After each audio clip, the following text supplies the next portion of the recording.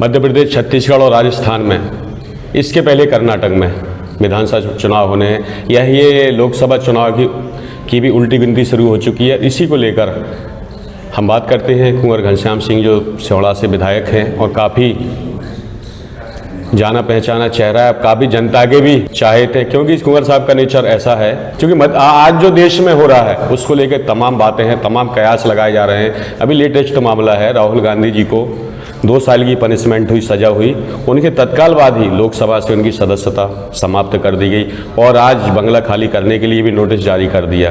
तो हम कुंवर साहब, क्या कुछ चल रहा है देश के अंदर? क्या ये 2024 की उल्टी गिनती शुरू हो चुकी है या फिर 2023 में भी मध्य प्रदेश, राजस्थान, छत्तीसगढ़ में उल्टी गिनती शुरू हो चुकी है? तो क्या है माहौल ये? भाजपा सरकारें जहाँ जहाँ भी हैं उनकी उल्टी गिनती शुरू हो गई है, ये बात सही है।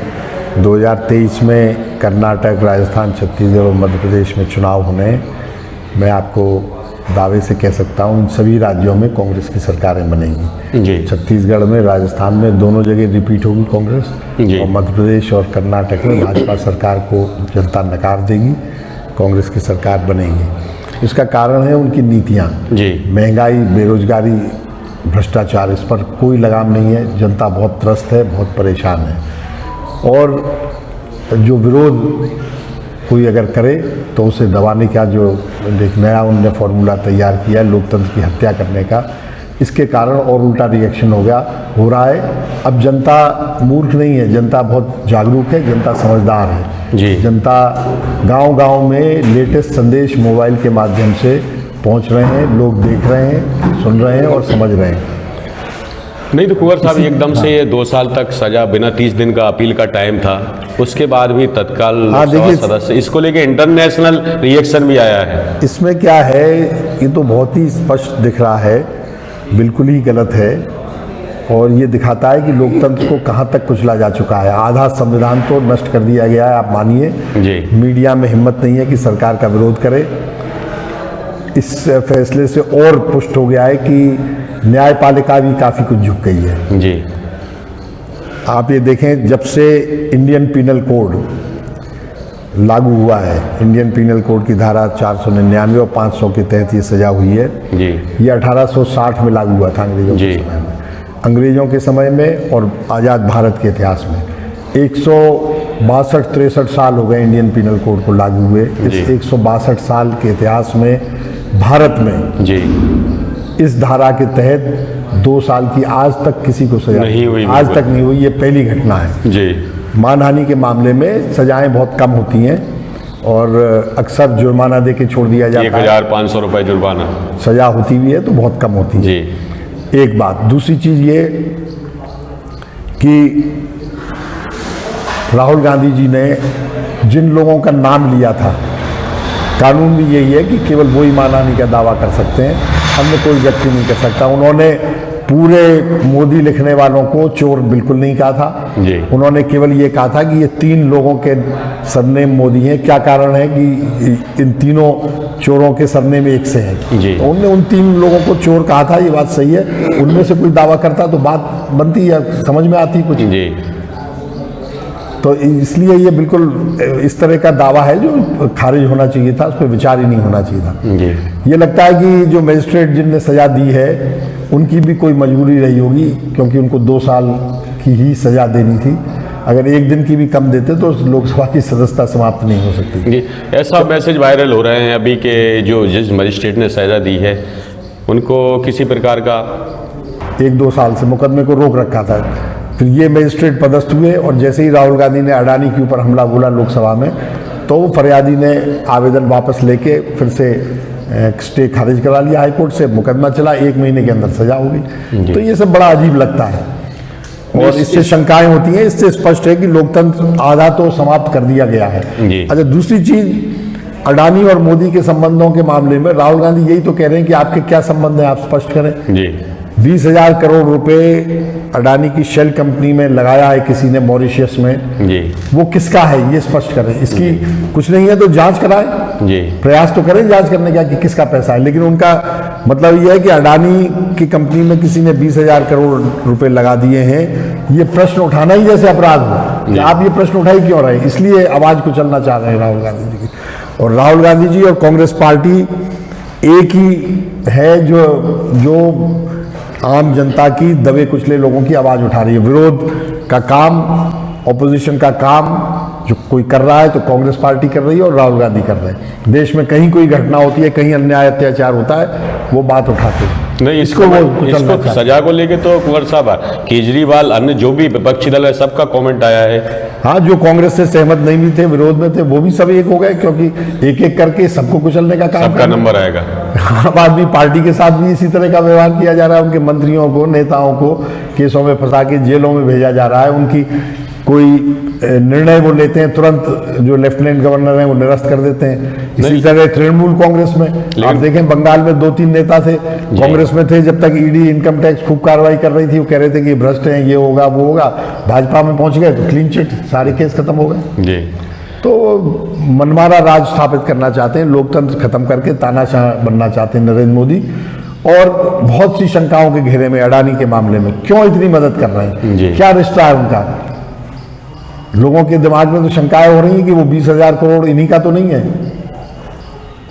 ये इसीलिए बुरा लग रहा है कि क्यों राहुल गांधी कह रहे हैं कि स्पष्ट करो किसका पैसा है 20,000 करोड़। सीधा स्पष्टीकरण नहीं देना चाह रहे हैं, राहुल गांधी के साथ ये बेहद हुआ है। इसलिए तो इससे क्या होगा? राजीव गांधी और मजबूत होंगे, उनकी छवि और बिल्कुल। राहुल गांधी तो जननेता बनी गए हैं और भारत जोड़ो यात्रा में जिस तरह वो जनता के बीच गए, 3,700 किलोमीटर वो पैदल चले, बहुत बड़ी घटना है, विश्व के इतिहास की बड़ी घटना है। किसी नेता ने, राजनेता ने इतनी तपस्या की हो, बहुत कम उदाहरण मिलेंगे जी।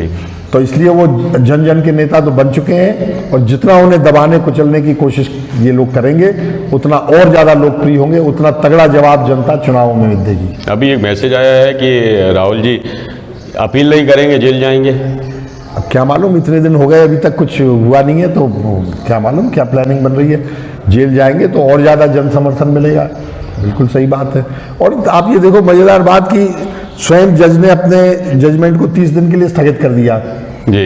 स्थगित का क्या मतलब है? स्थगित का मतलब उन्होंने कोई जमानत नहीं दी। अगर जमानत पे छोड़ा होता या मुचल के भी छोड़ा होता तो जजमेंट यथावत था, कर दिया। लेकिन जजमेंट को ही रोक दिया, इसका मतलब कि वो जजमेंट है ही नहीं। रियल तो यही है ना। 2 साल साहब जो अभी आप बता रहे थे कि एक बहुत बड़ा षड्यंत्र है, और आप देखो संसद में नहीं बोलने दे रहे। ये पहली बार हो रहा है कि सत्ता पक्ष के सांसद खड़े हो जाते हैं, नारेबाजी करने लगते हैं और स्थगित करा देते हैं संसद। विपक्ष करता है तो काम अपनी बात को हाईलाइट करने के लिए। आज तक लोकतंत्र में कहीं भी ऐसा नहीं हुआ कि सत्ताधारी दल के लोग विपक्ष को बोलने ही नहीं दे रहे, सदन स्थगित करा रहे बार बार। नहीं तो इसका रिएक्शन क्या होगा? जनता आपको लगता है 2024 में बिल्कुल कुछ बदलाव हो सकता है? मुंह तोड़ जवाब देगी, नरेंद्र मोदी अपदस्थ होंगे, भारतीय जनता पार्टी सत्ता से बाहर होगी निश्चित रूप से। अब जनता ने उनको खूब देख लिया है, पहचान लिया है, उनके जुमलों में अब आने वाले नहीं है। जुमलों में एक बार 2 बार आ सकते हैं, अब नहीं आने वाले। दूसरे ओर ब्रिलिम लगाया जाता है कि अरविंद केजरीवाल तो आम आदमी पार्टी को, बीजेपी की बी पार्टी है, जबकि उसके साथ भी यही हो रहा है। नहीं, आम आदमी पार्टी बी पार्टी इसलिए हो रही है कि उसके कारण से कांग्रेस कमजोर हो रही है जी। लेकिन ऐसा लगता नहीं है कि मिली भगत हो दोनों की जी। वो अपनी अलग राजनीति कर रहे हैं, लेकिन वो जिस ढंग से राजनीति कर रहे हैं उसके कारण कांग्रेस जरूर कमजोर हो रही है। अजय कुमार साहब, मध्य प्रदेश में भी अरविंद केजरीवाल ने घोषणा की है कि जो भी पूरी सीट है वहाँ उतारेगी, तो इससे कांग्रेस को नुकसान नहीं होगा क्या? नहीं, मेरे ख्याल से मध्य प्रदेश में कहीं उनका संगठन है नहीं। एक सिंगरौली में बस थोड़ा सा है, बाकी कहीं है नहीं, तो कोई खास फर्क पड़ेगा नहीं।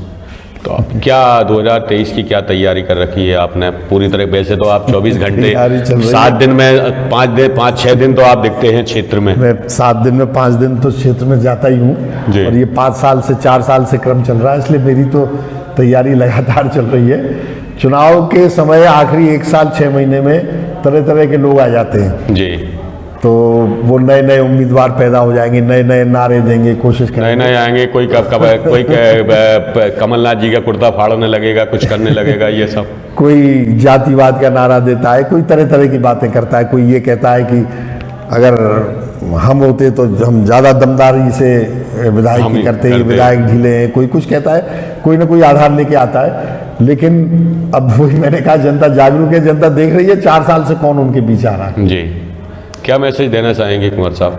बस जनता को यही संदेश है कि इस आगामी चुनाव में भारतीय जनता पार्टी को मुंह तोड़ जवाब देने की आवश्यकता है। 23 के प्रदेश के चुनाव में भी और 24 के लोकसभा चुनाव में भी इनके करतूतों के कारण आमजन बहुत परेशान है। अब हद हो गई है और अब के भी अगर वो दोबारा 23 और 24 में लगातार आ गए तो समझ लो भारत में लोकतंत्र खत्म हो जाएगा।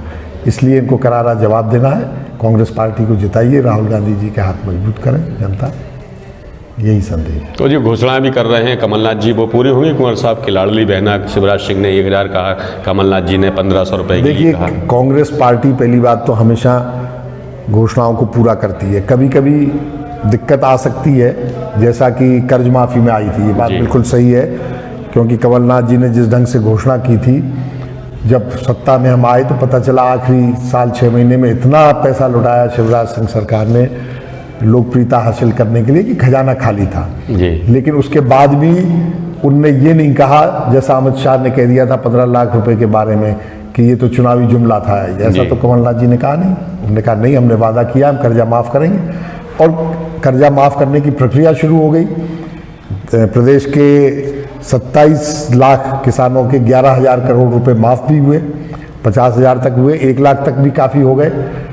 और उन्होंने कहा था चरणबद्ध तरीके से हम कर रहे हैं, यदि 1 साल भी और सत्ता में होती तो पूरे 2 लाख तक के कर्ज माफ हो गए होते। ये आम जनता, आम किसान भी विश्वास कर रहा है, केवल मैं नहीं कहता हूँ, आप गाँव में जाके पूछो, लोग कहते हैं कि नहीं, कमलनाथ जी की सरकार होती तो वो बिल्कुल कर रहे थे। नहीं तो इसलिए जो कहते हैं वो करते हैं, चाहे धीरे धीरे करें लेकिन करेंगे।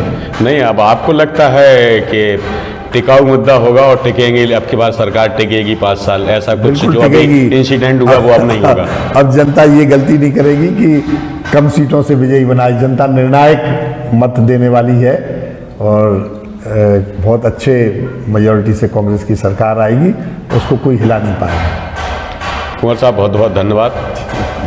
ये थे कुंवर साहब, विधायक सेवड़ा दतिया से। उनका सीधा कहना है 2023 में तो हमारी सरकार है। उन्होंने जो काम किए है लगातार कंटिन्यू 4 साल पूरे हो चुके हैं, बराबर क्षेत्र में जाते हैं वो और जनता के संपर्क में हैं। लेकिन इस बार जनता चुनेगी पूर्ण मजबूत सरकार, टिकाऊ। दतिया से अशोक श्रीवास्तव, हाई न्यूज़ के लिए धन्यवाद कुंवर साहब, थैंक यू। जब झोंक लगा सुगंध उड़ी, मुंह में पानी और भूख बढ़ी, बढ़ाए हर व्यंजन का स्वाद, मिला है इसमें माँ का प्यार। गोविंद मसाले जो खाने में डाले हैं, आपस में अपनों का प्यार बढ़ा दे रे। गोविंद मसाले, मसाले जो रिश्ते बनाए।